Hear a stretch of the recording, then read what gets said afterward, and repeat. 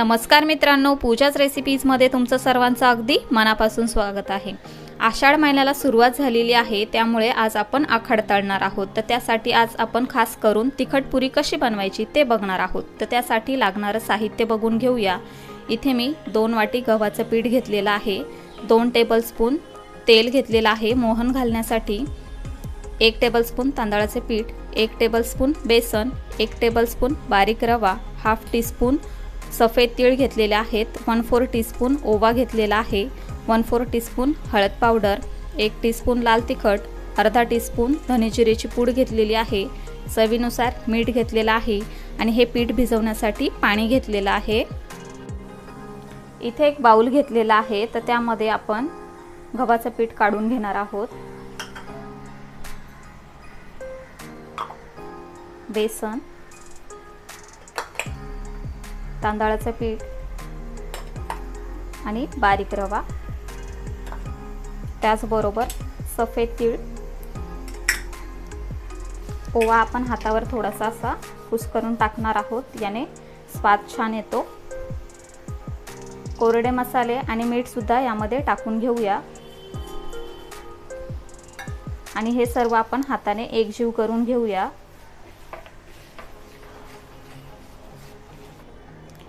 आपण जे तेल घेतलेलं मोहन घालण्यासाठी ते मी गरम करून घेतलेलं आहे, ते सुद्धा आपण ह्या पिठावर काढून घेऊया। सुरुवातीला तेल गरम आहे म्हणून आपण हे चमच्याने यामध्ये एकजीव करून घेणार आहोत।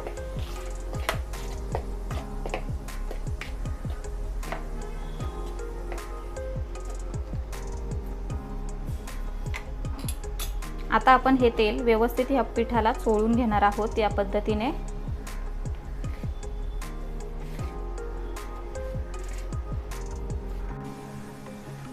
तर इथे मी संपूर्ण तेल पिठाला व्यवस्थित चोळून घेतलेला आहे। अशी मूठ सुद्धा तयार होते, म्हणजे आपलं मोहन एकदम व्यवस्थित यामध्ये पडलेलं आहे। आता आपल्याला यामध्ये थोडं थोडं करून पाणी ॲड करायचे आहे आणि यामध्ये पाणी ॲड केल्यानंतर आपल्याला एकदम घट्ट असा गोळा याचा मळून घ्यायचा आहे। जसं आपण चपातीला पीठ मळून घेतो त्यापेक्षा थोडंसं अगदी घट्ट आपल्याला हे पीठ भिजवून घ्यायचं आहे।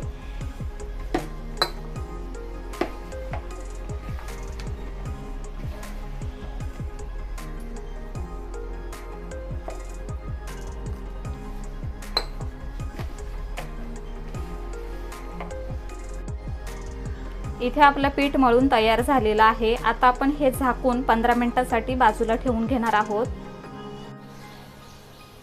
साधारणतः 15 मिनिट झालेले आहेत। 15 मिनिटांनंतर पीठ मी इथे पोळपाटावरती काढून घेतलेलं आहे। आता आपण हे थोडंसं मळून घेऊया। याचे मी समान 3 भाग करून घेते।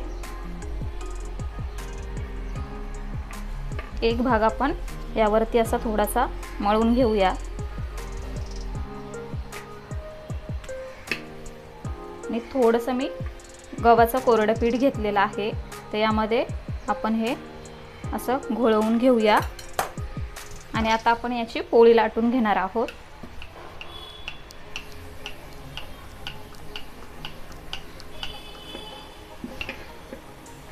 आपण नेहमी चपाती लाटतो त्यापेक्षा थोडीशी जाडसर आपल्याला ही पोळी लाटून घ्यायची आहे।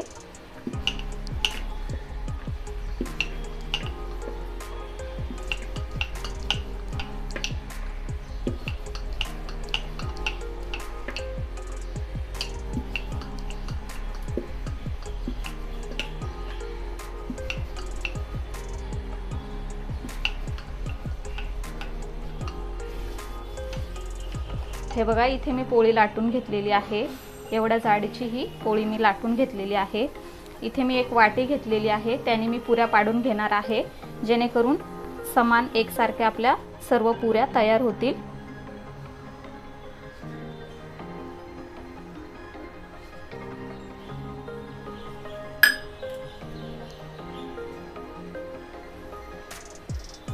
हे बघा, याच प्रकारे आपण सर्व पुऱ्या तयार करून घेऊया। तर इथे आपल्या सर्व पुऱ्या लाटून तयार झालेल्या आहेत। आता आपण ह्या तळून घेऊया। गॅसवरती कढईमध्ये मी तेल गरम करून घेतलेलं आहे। आता आपण त्यामध्ये पुरी सोडून घेऊया।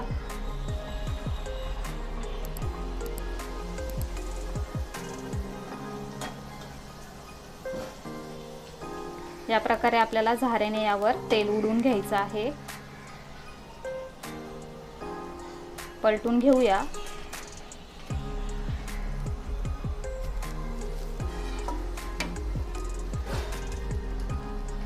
इथे आपली पुरी तळून तयार झालेली आहे, काढून घेऊया आणि याच प्रकारे सर्व पुऱ्या आपण तळून घेऊया।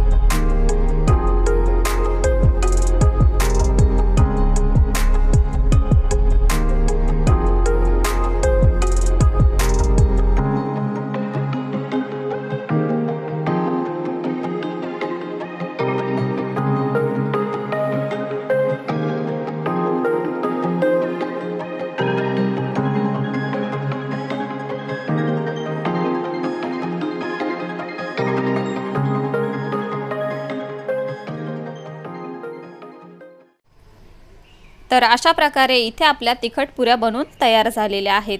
हिंदू पंचांगानुसार चैत्र महिन्यापासून सुरू होणाऱ्या वर्षाचा चौथा महिना म्हणजेच आषाढ महिना इंग्लिश कॅलेंडरच्या जून किंवा जुलै महिन्यात येतो।